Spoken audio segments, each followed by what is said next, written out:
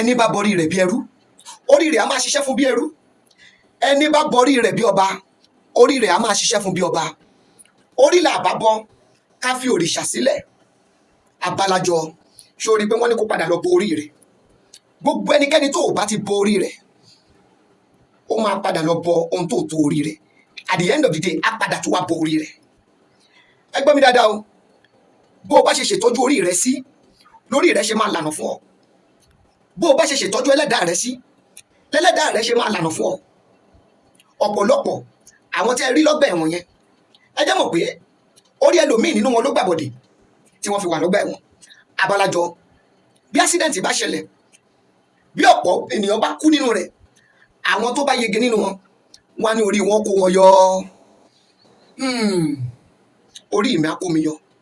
orí ìwọ náà á kó ẹ yọ báwo ló ṣe ń ṣe ìtọ́jú orí rẹ̀ bẹ́ẹ̀ ni ó ti ẹ̀ wo fọ́nrán kan táwọn kan wípé kò sí ohun tí wọ́n lè fi borí wọ́n lè fi àgbọn borí wọ́n lè fomi borí ọ̀rẹ́ mi wọ́n ń tan ẹ̀jẹ̀ ni bẹ́ẹ̀ ni kò possible kí èmi kí n fi ẹyẹ ọ̀kín kí n fi bo orí mi kí wọ́n dẹ̀ fi ẹja àrò kó fi bo orí ẹ̀ káwájọ máa lé contract kan kò wá expect pé orí tèmi tí mo fún ní ẹyẹ ọ̀kín yẹn á máa wù ẹ́ kí orí ẹja àrò ẹ kó gba contract ẹ̀ ju tèmi lọ listen to me very well ibi tó o bá mọ̀ dé ni kò dúró dé sáà lóòótọ́ èmi fara mi náà mo ti ju ìbọrí tá a fi àgbọn tá a fomi àgbọn mo jù sílẹ̀ kò sóhun tí wọn kì í fi ń bọ orí ṣùgbọ́n ohun tí mo mọ̀ tó yé mi pérépéré òun ni pé bí ẹni tí ò sówó lọ́wọ́ rẹ̀ tí ìbọrí sì yọ fún pọ́n dandan alẹ́ ní kìyẹn lọ lo ohun tó ẹ pé agbára rẹ̀ ká ṣùgbọ́n fún ẹni tí Ọlọ́run dá lọ́lá my dear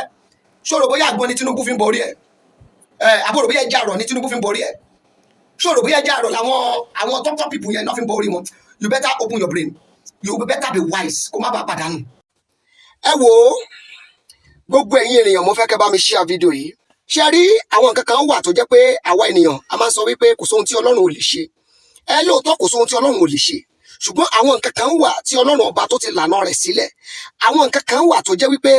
bí a bá tilẹ̀ fẹ́ kó work out ó ní bá ṣe máa ṣe kó tó lè work out but kò sí gbogbo ẹnikẹ́ni tó ò bá mọ ohun tó lè gbé ṣubú irú ẹni bẹ́ẹ̀ lè padà ṣubú tó jẹ́ pé ohun tó gbé ṣubú kò ní padà mọ̀ pé ohun tó gbé òun ṣubú nìyẹn ṣùgbọ́n tó bá jẹ́ pé ó mọ̀ á lè mọ bó ṣe máa pẹ́ nọ́mbà tèmi kò yípo padà WhatsApp nọ́mbà mi is 08054 353629 ẹ WhatsApp wa ẹ follow wa lórí gbogbo social media handles wa àṣírí ìràwọ̀ Miss